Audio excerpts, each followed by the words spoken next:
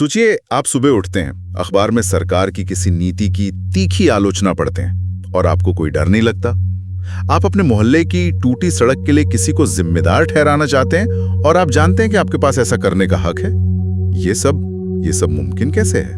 ये एक बहुत गहरा सवाल है, क्योंकि दुनिया में हर किसी के पास ये सुविधा नहीं है।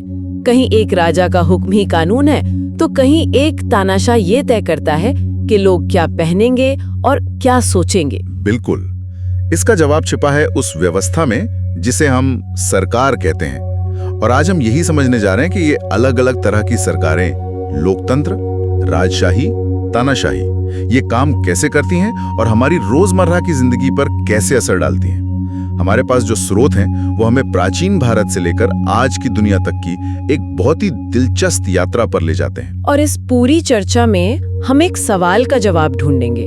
इन सभी व्यवस्थाओं में वो कौन सी एक चीज है जो एक आम नागरिक की जिंदगी में जमीन आसमान का फर्क ला देती है। और एक हिंट देती हूँ, इसका जवाब सिर्फ वोट देने से कहीं ज्यादा गहरा है। चलिए इस गुत्थी को सुलझाते हैं। तो शुरू कहाँ से करें? शायद सबसे बुनियादी सवाल से, सरकार का काम क्या है?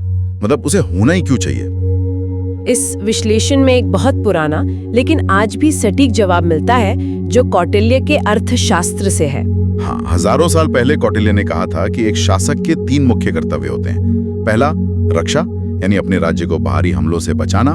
दूसरा, पालन, यानी देश के अंदर कानून और व्यवस्था बनाए रखना ताकि लोग सुरक्षित महसूस करें। और तीसरा, जो मुझे सबसे दिलचस्प लगा, वो है योगक्षेम। इसका मतलब है लोगों की भलाई और समृद्धि सुनिश्चित करना। तो मूल रूप से सरकार का काम है हमें सुरक्षित रखना, हमारे बीच शांति बनाए रखना और हमें आगे बढ़ने का मौका देना। सुनने में तो काफी सीधा लगता है, लेकिन इन कामों को करने के लिए एक पूरा ढांचा तैयार करना पड़ता है। और यहीं पर सरकार की 3 शाखाएं सामने आती हैं, जो दुनिया के लगभग हर शासन प्रणाली में किसी न किसी रूप में मौजूद हैं।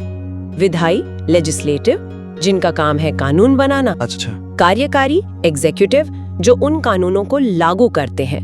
और न्यायिक, जुडिशियल, जो ये देखते हैं कि कानूनों का पालन ठीक से हो रहा है या नहीं। इन तीनों के बीच शक्ति का संतुलन कैसे बनता है, यही तय करता है कि सरकार लोकतांत्रिक होगी, तानाशाही होगी या कुछ और। ठीक है, तो इस फ्रेमवर्क को ध्यान में रखते हुए सबसे लोकप्रिय व्यवस्था पर आते हैं, लोकतंत्र, जिसे कहते हैं लोगों का शासन। लेकिन असल में इसका मतलब क्या है? हर कोई तो सरकार नहीं चला सकता है ना। यहाँ पर स्रोत में एक स्कूल का उदाहरण दिया गया है जो इस कॉन्सेप्ट को बहुत अच्छे से समझाता है। यह उदाहरण वाकई बहुत सटीक है। कल्पना कीजिए कि स्कूल में एक स्टूडेंट कमेटी बनानी है जो कैंटीन के मेन्यू से लेकर स्पोर्ट्स डे तक के फैसले लेगी। तो इसके लिए 3 रास्ते हो सकते हैं। पहला, स्कूल के सारे बच्चे कमेटी का हिस्सा बन जाएं। ये सुनने में तो बड़ा आदर्श लगता है, सबकी भागीदारी। लेकिन सोचकर ये सरदर्द हो जाता है। 1000 बच्चे एक साथ मिलकर ये कैसे तय करेंगे कि समोसा बनेगा या सैंडविच? असंभव है। दूसरा तरीका ये हो सकता है कि हेड टीचर अपनी पसंद के कुछ होशियार बच्चों को चुनकर कमेटी बना दें। ये बहुत कुशल तरीका हो सकता है, फैसले जल्दी होंगे। लेकिन क्या ये निष्पक्ष होगा? शायद वो बच्चे सिर्फ अपने दोस्तों की पसंद का ध्यान रखें, बाकी बच्चों की आवाज का क्या? और यहीं पर तीसरा और लोकतांत्रिक तरीका आता है। हर क्लास वोटिंग करके अपना एक प्रतिनिधि यानी रिप्रेजेंटेटिव चुने।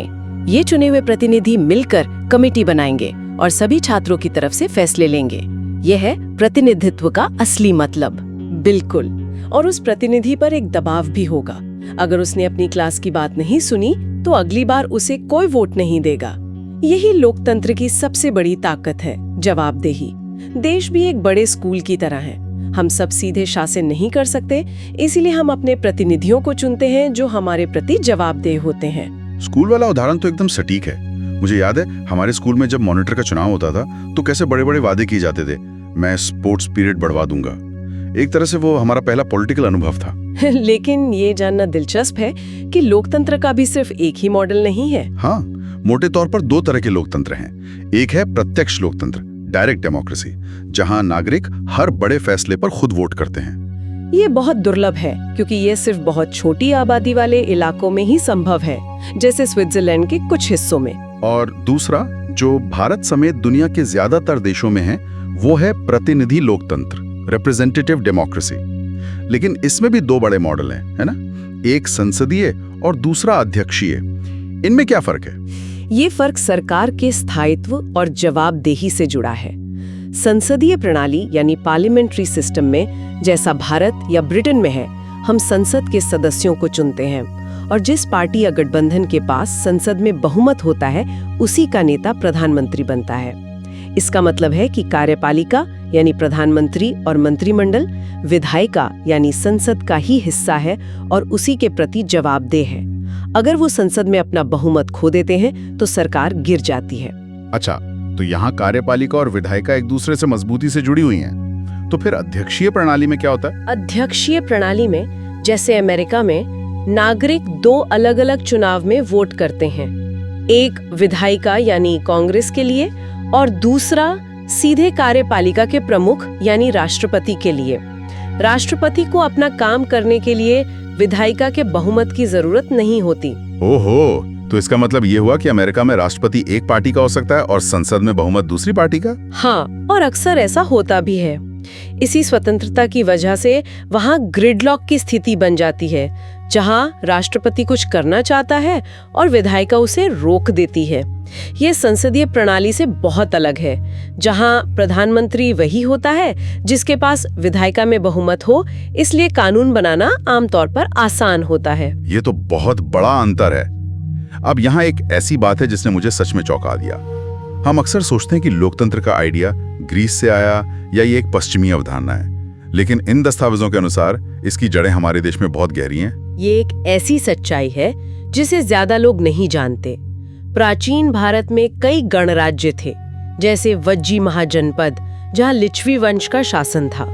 वहाँ कोई एक राजा नहीं था। शासन से जुड़े फैसले एक सभा में सामूहिक रूप से लिए जाते थे और नेता जन्म के आधार पर नहीं बल्कि योग्यता के आधार पर चुने जाते थे। लेकिन जो सबसे हैरान करने वाला उदाहरण है वो है तमिलनाडु के उत्तर मेरूर गांव से मिले 10वीं शताब्दी के शिलालेख। हाँ, वो तो लोकतंत्र के इतिहास का एक अद्भुत दस्तावेज है। वो सिर्फ पत्थर नहीं है, वो एक पूरा संविधान है। एक मिनट, 10वीं शताब्दी? हाँ, मतलब आज से 1000 साल से भी पहले हमारे यहाँ चुनाव होते थे? ये तो अविश्वसनीय है।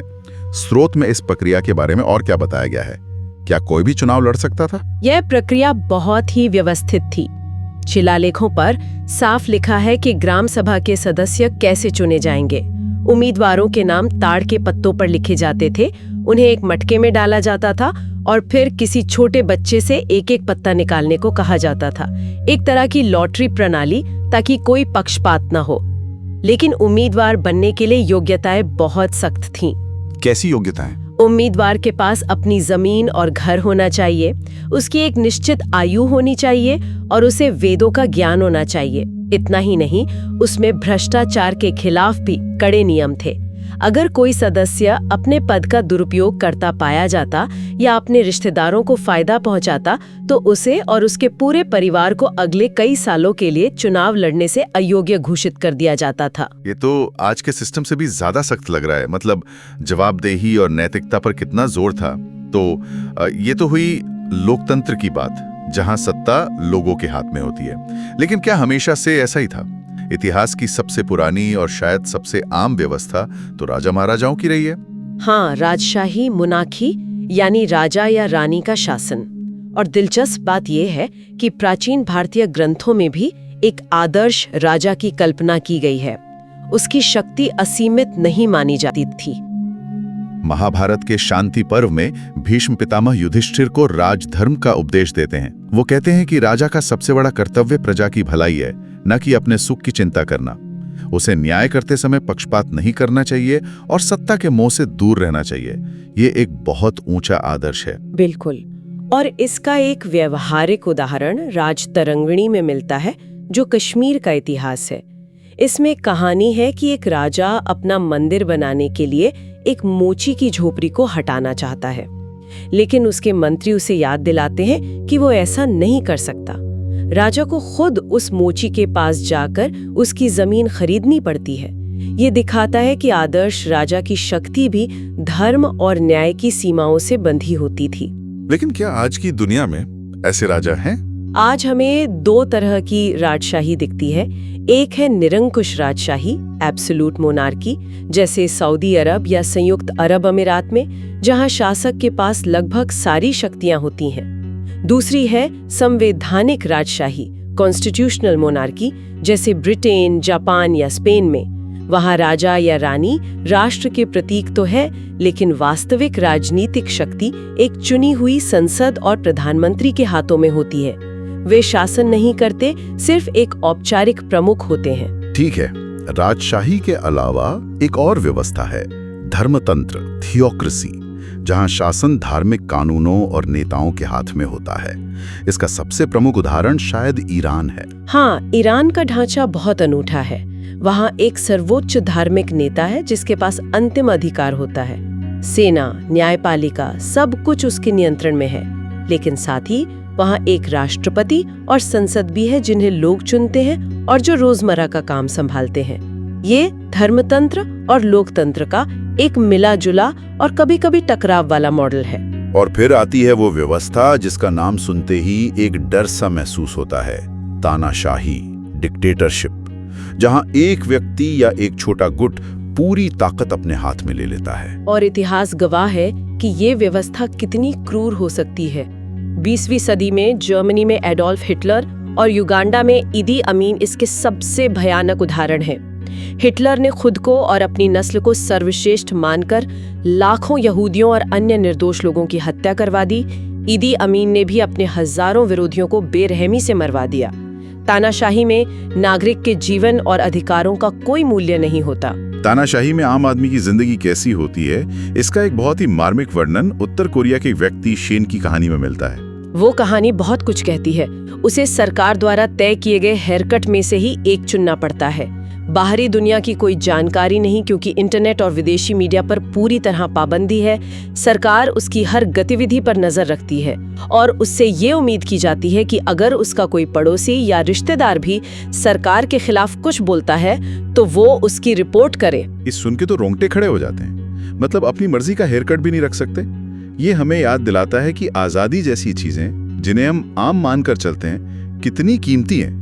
अच्छा, एक और व्यवस्था का जिक्र है, अल्पतंत्र, ओलिगार्की। ये क्या है? अल्पतंत्र का मतलब है कुछ लोगों का शासन। यहाँ सत्ता देश के सबसे अमीर और सबसे शक्तिशाली लोगों के एक छोटे से गुट के हाथ में होती है। वे अपने व्यापारिक और राजनीतिक हितों को साधने के लिए देश की नीतियों को प्रभावित करते हैं। दिलचस्प बात यह है कि कई राजनीतिक विश्लेषक चेतावनी देते हैं कि कभी-कभी स्वस्थ लोकतंत्र भी धीरे-धीरे अल्पतंत्र की तरफ खिसकने लगता है, जब पैसा और राजनीति का गठजोड़ बहुत ज्यादा मजबूत हो जाता है। तो इन सभी प्रणालियों को जानने के बाद एक आदर्श राजा जो एक मोची का सम्मान करता है, से लेकर एक तानाशाह जो आपके हेयरकट को नियंत्रित करता है, हम अपने मूल प्रश्न पर वापस आते हैं। लोकतंत्र को अक्सर सबसे बेहतर क्यों माना जाता है? इसका जवाब इस बात में है कि एक नागरिक के तौर पर आपको क्या मिलता है, आपके अधिकार क्या हैं, और सबसे बड़ा अधिकार है सरकार से सवाल पूछने का अधिकार। सही कहा। यह सब कुछ अधिकारों और जवाबदेही पर आकर टिक जाता है। लोकतंत्र में सार्वभौमिक मताधिकार है, यानी हर वयस्क नागरिक को वोट देने का हक है, चाहे उसकी जाति, धर्म, लिंग या आर्थिक स्थिति कुछ भी हो। फिर कानून के समक्ष समानता है, यानी सिद्धांत रूप में कानून की नजर में एक प्रधानमंत्री और एक आम मजदूर बराबर हैं। और शायद सबसे महत्वपूर्ण, अभिव्यक्ति की स्वतंत्रता। आप सरकार की नीतियों से असहमत हो सकते हैं, उसकी आलोचना कर सकते हैं, प्रदर्शन कर सकते हैं, बिना इस डर के कि आपको गायब कर दिया जाएगा। ये अधिकार किसी भी तानाशाही या निरंकुश राजशाही में अकल्पनीय है। तो घूम फिरकर बात वहीं आ गई जो आपने शुरू में कही थी, जवाबदेही। एक राजा अपने धर्म या अपनी अंतरात्मा के प्रति जवाबदेह हो सकता है। एक तानाशाह किसी के प्रति जवाबदेह नहीं है, लेकिन एक लोकतांत्रिक सरकार सीधे सीधे जनता के प्रति जवाबदेह होती है। बिल्कुल। अगर सरकार अपना काम ठीक से नहीं करती तो लोगों के पास सबसे बड़ी ताकत है अगले चुनाव में उसे बदल देने की ताकत। यही शक्ति नागरिकों को सम्मान और स्वतंत्रता के साथ अपना जीवन जीने का अवसर देती है और शासकों को ये याद दिलाती रहती है कि असली मालिक जनता है। तो आज हमने देखा कि सरकार के कई चेहरे हैं प्राचीन भारत की गणतांत्रिक परंपराओं से लेकर आज की दुनिया के जटिल मॉडलों तक लोकतंत्र नागरिकों को अधिकार और भागीदारी देने वाली सबसे पसंदीदा प्रणाली बनकर उभरा है। लेकिन स्रोत हमें एक बहुत जरूरी चेतावनी के साथ छोड़ता है। लोकतंत्र कोई जादुई स्विच नहीं है जिसे एक बार ऑन कर दिया तो सब ठीक हो जाएगा। ये एक पौधे की तरह है जिसे लगातार देखभाल की जरूरत होती है। किन चुनौतियों की बात हो रही है यहाँ? भ्रष्टाचार, बढ़ती आर्थिक असमानता, न्यायपालिका जैसी संस्थाओं की स्वतंत्रता पर हमला और मीडिया के जरिए फैलाई जाने वाली गलत सूचनाएं, ये सभी लोकतंत्र की जड़ों को कमजोर करती हैं। जब एक नागरिक को लगने लगता है कि उसके वोट से कोई फर्क नहीं पड़ता, या जब सारी शक्ति कुछ ही लोगों के हाथों में सिमट जाती है, तब लोकतंत्र सिर्फ नाम का रह जाता है। और यहीं पर हम आज का विचारणीय प्रश्न छोड़ते हैं। जब एक लोकतंत्र में शक्ति और प्रभाव कुछ गिने चुने हाथों में केंद्रित होने लगते हैं और वो अल्पतंत्र जैसा दिखने लगता है, तो एक आम नागरिक के तौर पर लोकतंत्र को जीवंत और सार्थक बनाए रखने के लिए क्या किया जा सकता है, ताकि ये केवल लोगों का शासन का एक नारा बनके ना रह जाए।